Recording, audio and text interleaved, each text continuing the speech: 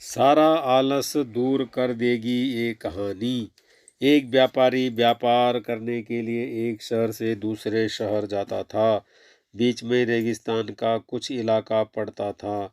वह आदमी एक नेगेटिव सोच वाला इंसान था। हमेशा शिकायत करता रहता था कि मेरे पास ये नहीं है, वो नहीं है, इसकी कमी है, उसकी कमी है। एक दिन वह रेगिस्तान में से गुजर रहा था। तभी उसकी पानी की बोतल खाली हो जाती है।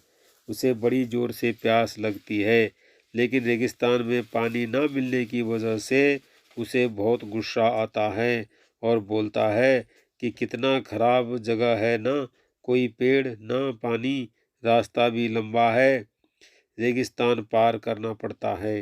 तभी आसमान की तरफ देखकर कहता है कि भगवान, ये कैसा जगह बना दिया है आपने।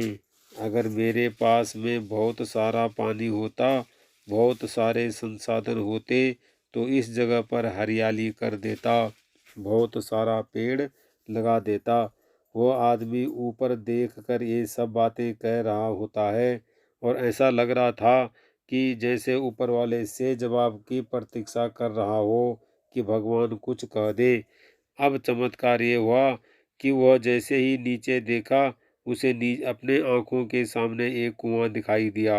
वह पूरी तरह से घबरा गया, क्योंकि उसने कभी भी उस रेगिस्तान में कुआं नहीं देखा था। वह कुएं के पास पहुंचा और देखा कि कुआं पूरी तरह पानी से भरा हुआ है, परंतु वह आदमी नेगेटिव सोच वाला था और हमेशा शिकायत करता रहता था। और फिर से आसमान की तरफ देखते हुए बोला, भगवान, पानी से भरा हुआ कुआं तो दे दिया, लेकिन पानी निकालूंगा कैसे? तो इस बार जब उसने नीचे देखा तो फिर से चमत्कार हुआ। उसे कुएं के पास रस्सी और बाल्टी दिखाई दी, लेकिन आदमी फिर से ऊपर देखा और बोला, भगवान, अब इस पानी को ले जाऊंगा कैसे? तभी उसको एहसास हुआ जैसे उसके पीछे कोई है।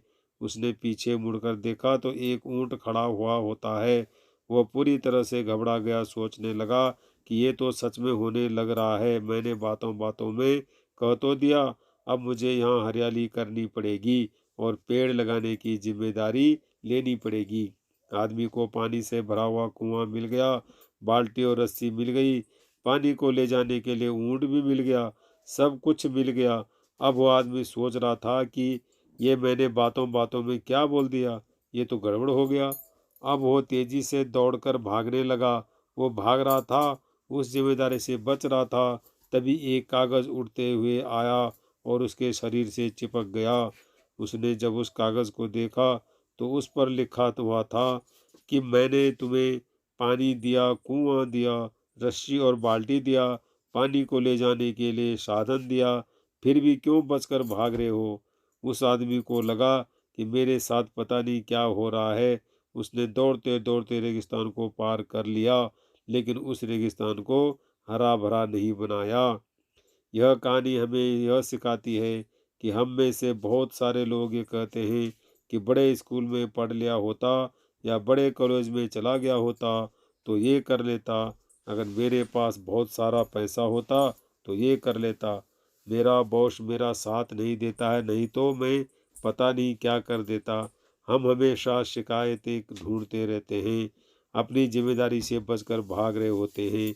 ये कहानी हमें सिखाती है कि लाइफ में हम जो कुछ भी कर रहे हैं 100% जिम्मेदारी हमारी है कि उस काम को बिना किसी शिकायत के पूरा करें। तो दूसरों पर दोष देना, उनकी गलतियां बताना बंद कीजिए, अपनी गलतियों को सुधारना शुरू कीजिए।